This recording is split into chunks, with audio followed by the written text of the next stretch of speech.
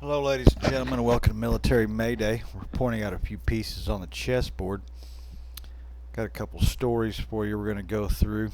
One of them here is Russian state TV discusses attacking two NATO nations. It's more game theory than anything. I'm not defending them. But we'll go through the article. We'll watch the little video. We can read what he says. Again, like I said, it's more game theory, war talk. I don't think it's going to disturb anything, but to notice what he says about it is important. The second one is India deploys unprecedented naval might near Red Sea, and it's about time. I mean, this is nothing but Somalis and Afghans just stealing.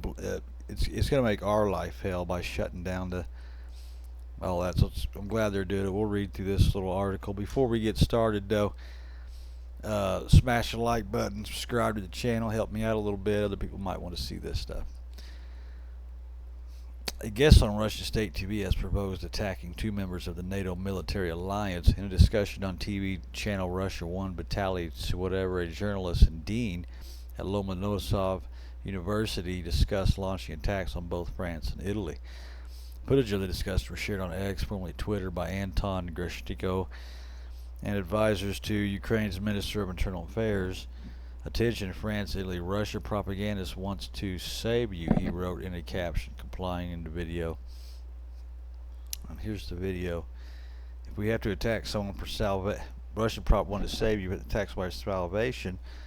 There are only two countries, France and Italy, where the main wealth of Europe, Western Europe, Central Europe culture is concentrated. This is where there is something to save. Now, we'll go ahead and do this. Зачем нападать России на НАТО? Turn that down there. Why would Russia attack NATO at the European Union, and then what? To take control of Amsterdam, where cocaine is all over the places? Not only the pharmacies anymore. And what do you do there? What will the Russian occupation units do there? Are they going to come there to fight drugs? Do you mean we not attack countries where hard drugs are legalized? I don't know. Is it some kind of selective approach? Will we attack this one and this one but not that one? Is there always something legalized somewhere like pedophilia, LGBT? Why would we attack them? To bring them a proper, decent moral standards because they've lowered them. Apart from the other aspects, economic, feeding them, watering them, etc.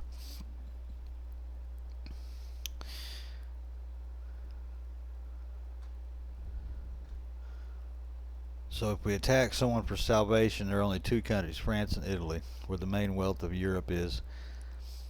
So I guess he's talking about the degeneratism and trying to go in and save them. Or those are the only two worth it. Again, he's a dean. I wouldn't take it too seriously. This is a discussion.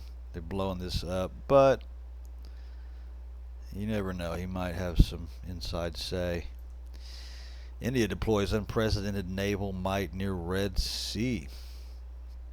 India has deployed at least a dozen warships east of the Red Sea to provide security against pirates and has investigated more than 250 vessels as Western powers focus on attacks by Yemen's Iran-backed Houthis, Indian officials have said. India has not joined the U.S.-led task force for the Red Sea and does not have any warships there, but it currently has two frontline warships in the Gulf of Aden and at least 10 warships in the northern and western Arabian Sea, along with surveillance aircraft. This is India's largest deployment in the region. Foreign Minister whoever said India's growing capability, interests, and reputations warranted its help in difficult situations. We will not be considered a responsible country when bad things are happening in the surrounding countries and we say, I have got nothing to do with this. Our countries have a naval presence in the region, including the United States, France, and China, but India officials say India's presence is the largest. India military and defense officials said the naval personnel, including special commandos, have investigated more than 250 vessels and small boats in the last 2 months, boarding more than 40 as piracy returns after a 6-year absence. At least 17 incidents of hijacking, attempting hijacking, and suspicion approaches have been recorded in the Indian Navy since December 1st.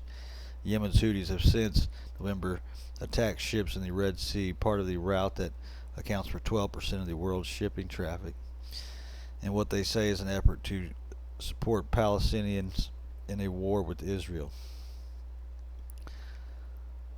An Indian Navy spokesman did not respond to the request for comment. The Indian Navy is doing classic police work. Harsh Pant and foreign policy expert, New Delhi-based Observer Research Foundation think tank, said it rescued 2 Iranian fishing vessels and helped rescue a Sri Lankan vessel in the first 2 days of this week. In December, it helped 2 merchant vessels targeted by aerostrikes close to India's exclusive economic zone. 2 Indian officials said that Iran-made Shahed 136 drones were used in the December attacks without blaming Tehran. As a regional security provider, this increasing showcase and ability to be able to protect not only its interests, but also give confidence to regional players that is it willing and able to shoulder regional responsibility, Pence said.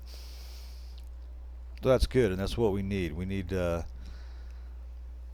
this can't go on. I mean, there's probably innocent people being killed, hurt, beaten, raped. I mean, you got to understand what you're kind of dealing with here. This is third world. This is piracy. This is robbery, theft, murder, all that stuff. Anyway, like and subscribe. Toodaloo. Goodbye.